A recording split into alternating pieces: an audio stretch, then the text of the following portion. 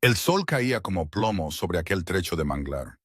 Don Ramiro, desde su lancha reluciente amarrada a pocos metros, le extendió los papeles a Julián, con una sonrisa burlona que se expandía por su rostro. Trato cerrado, Julián. Ya eres dueño de toda esta agua estancada. Ten cuidado de no hundirte en el lodo.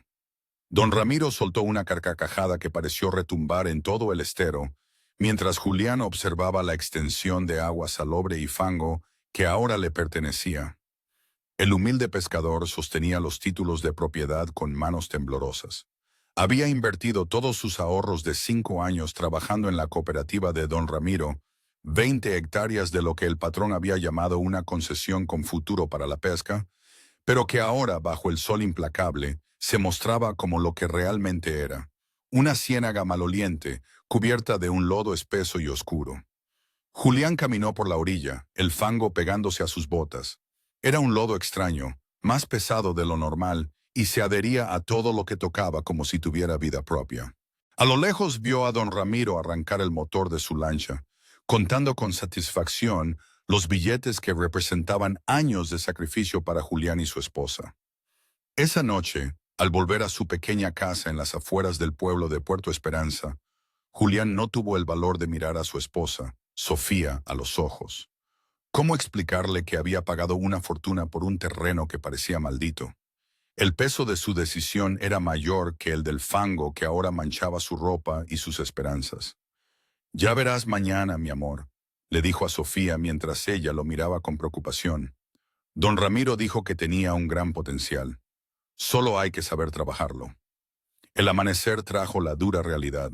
Julián intentó drenar una pequeña parte del terreno, pensando que al menos podría sembrar algo para el autoconsumo. Pero el agua salada volvía a filtrarse una y otra vez, quemando cualquier intento de cultivo. Por semanas, Julián intentó pescar con su red en las aguas del estero, pero solo sacaba peces pequeños y sin valor comercial.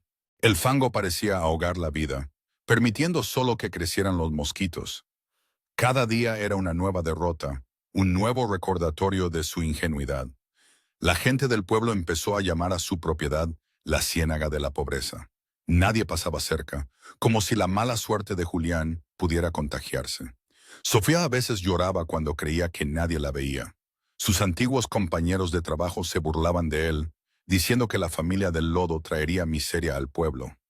Aquel fango se metía en todo, en la comida, en la ropa, parecía incluso filtrarse en los sueños de Julián, que se volvían cada noche más oscuros y pesados.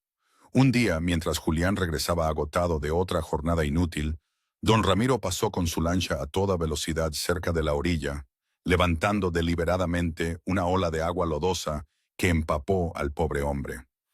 Julián! ¿Cómo va la pesca de lodo?», le gritó el empresario, riendo, mientras sus acompañantes se unían a la burla. «Te vendería más de este paraíso, pero parece que ya te gastaste todo tu dinero».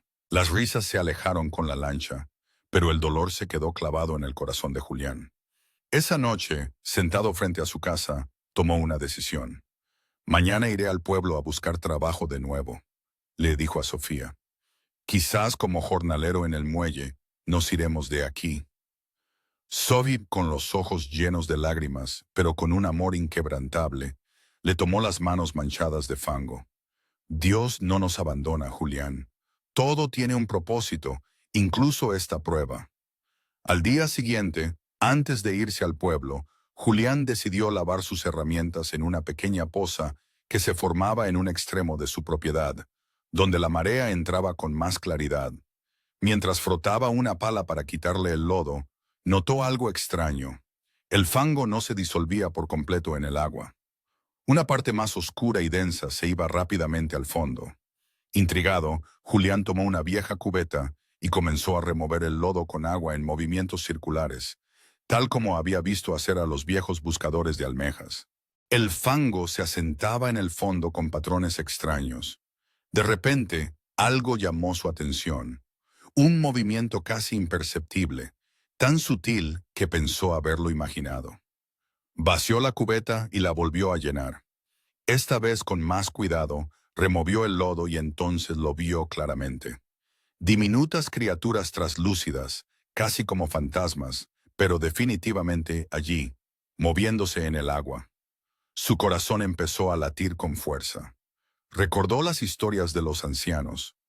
El lodo negro es la cuna de la vida, le decía su abuelo. Donde el agua parece muerta, a veces se esconde el mayor tesoro. Con manos temblorosas, Julián improvisó un colador con un trozo de tela y pasó horas filtrando el fango. Al atardecer, tenía una pequeña cantidad de esas larvas transparentes. No sabía qué eran, pero sentía que eran importantes. Con cautela, visitó a doña Elvira, la anciana dueña de la fonda más respetada del pueblo, la única que no se había burlado de su desgracia. «Esto es más valioso de lo que imaginas, muchacho», dijo la anciana después de examinar las larvas con atención. «Son larvas de camarón gigante. Los criaderos de la capital pagan una fortuna por ellas. ¿De dónde las sacaste?» Julián confió en ella y le contó su descubrimiento. Doña Elvira sonrió. «Tu ciénaga no está maldita, hijo. Está bendita. Lo que tienes es un criadero natural. El fango oscuro es rico en nutrientes que las atraen. Sin saberlo, don Ramiro te vendió un tesoro». Con el dinero de su primera venta, Julián compró las herramientas adecuadas. Sofía no podía creer el cambio en su suerte. Julián trabajaba con discreción, pero fue imposible ocultar la mejoría en la situación de su familia. La pequeña casa recibió un techo nuevo y Sofía pudo comprar una estufa que no llenara todo de hollín. Las miradas de curiosidad se multiplicaron cuando Julián compró una pequeña lancha de segunda mano, pero en buen estado. No era tan lujosa como la de don Ramiro, pero funcionaba perfectamente. La noticia, inevitablemente, llegó a oídos de don Ramiro. Una tarde, cuando Julián regresaba del pueblo, encontró la lancha del patrón bloqueando el paso a su propiedad. Don Ramiro estaba acompañado por dos hombres de aspecto amenazador. «Julián, mi buen amigo Julián», exclamó con una cordialidad fingida. «He oído historias interesantes sobre ti. Parece que has tenido un golpe de suerte». Julián guardó silencio. «He estado pensando», continuó don Ramiro, «que quizás cometí un error con ese terreno que te vendí. Estoy dispuesto a comprártelo de nuevo. Te ofrezco el doble de lo que pagaste». Julián miró directamente a los ojos del hombre que durante años lo había tratado como a una bestia de carga. «No está en venta, don Ramiro», respondió con una calma que hasta a él mismo le sorprendió. El rostro del empresario cambió. «No seas estúpido, Julián. Sé lo que has encontrado ahí. Ese manglar tiene larvas, ¿verdad? Larvas que me pertenecen. Te vendí el terreno, no los animales que viven en él». Julián no se dejó intimidar.